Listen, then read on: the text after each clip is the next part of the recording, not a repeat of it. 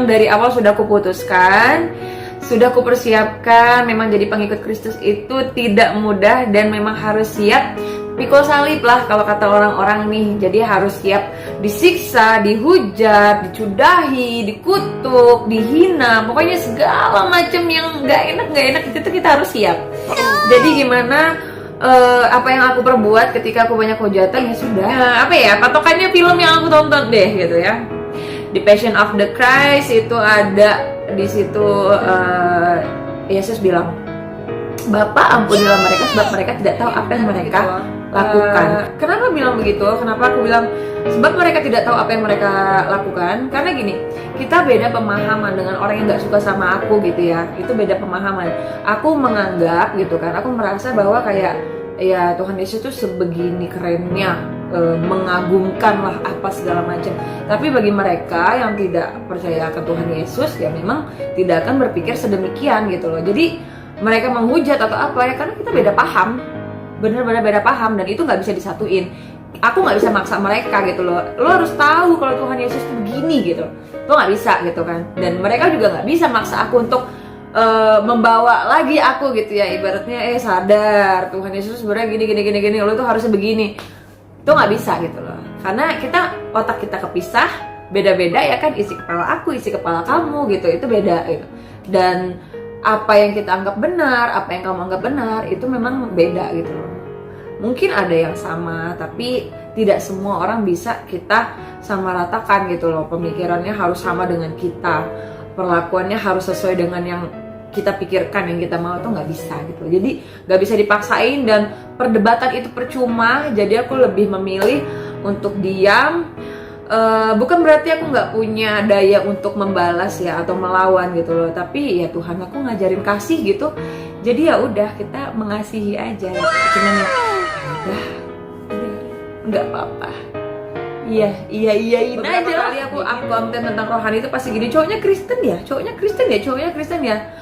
Ya gini loh guys, kalaupun memang mungkin saat ini atau kedepannya aku punya pasangan orang Kristen gitu ya, yang agamanya Kristen, ya wajar dong, karena kan aku sekarang sudah percaya Tuhan Yesus, pastinya aku mencari yang seiman gitu kan, yang sama-sama percaya gitu loh. Karena mungkin dia nggak tahu ya gitu gimana perjalanan aku dari awal aku tertarik untuk mengenal Yesus sampai dengan saat ini. Mungkin apa ya, kedepannya nanti aku bakal punya pasangan yang agamanya Kristen gitu ya kan.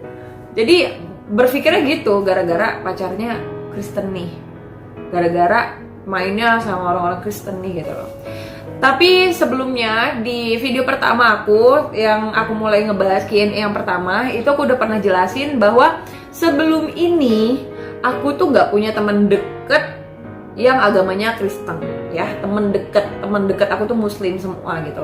Tapi karena memang aku sedang ingin mencari tahu, mendalami tentang Kristus gitu. Jadi pastinya aku mencari komunitas, aku mencari teman, aku mencari pacar pun yang Kristen, dengan bawa-bawa pasangan nih gitu loh. Karena memang aku pure benar-benar ini datangnya tuh dari hati gitu loh, bukan karena siapa-siapa. Kalau di dalam Kristen itu kan tidak diperbolehkan menikah lagi kalau bukan karena pasangan meninggal.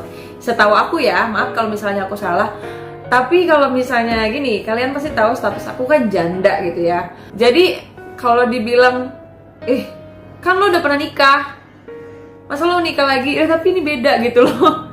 Maksudku gini, pernikahanku yang sebelumnya itu kan dalam Islam gitu ya, ada ijab kabul gitu. Nah kalau misalnya next aku menikah itu kan beda gitu loh, di agama yang lain. Jadi aku sih ya nggak apa-apa gitu loh. Perasaan aku saat ini, sebelumnya juga aku udah pernah bilang sih, kalau sekarang tuh aku menjadi pribadi yang lebih tenang, aku menjadi pribadi yang lebih damai, aku menjadi pribadi yang lebih lebih bisa mengasihi, lebih bersemangat pastinya gitu loh.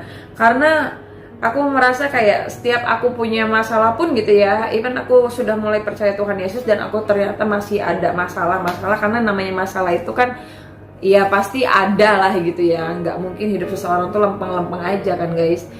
Tapi puji Tuhan, karena aku percaya Tuhan Yesus, aku merasa lebih damai aja gitu. Aku merasa kayak ya semua masalah tuh it's easy lah gitu loh. Asal kita percaya Tuhan Yesus, itu semua akan ketolong lah gitu. Ngeraguin tuh kuasanya Tuhan untuk memperbaiki, memulihkan dan apa ya, memelihara aku gitu loh dalam hidup aku gitu.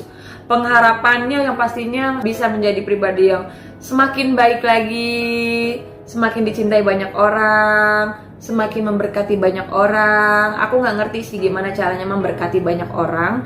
Yang jelas aku berusaha untuk bisa memberikan yang menurut aku baik aja untuk orang lihat, untuk orang terima gitu loh. Jadi kalau misalnya pengharapannya sih apa ya?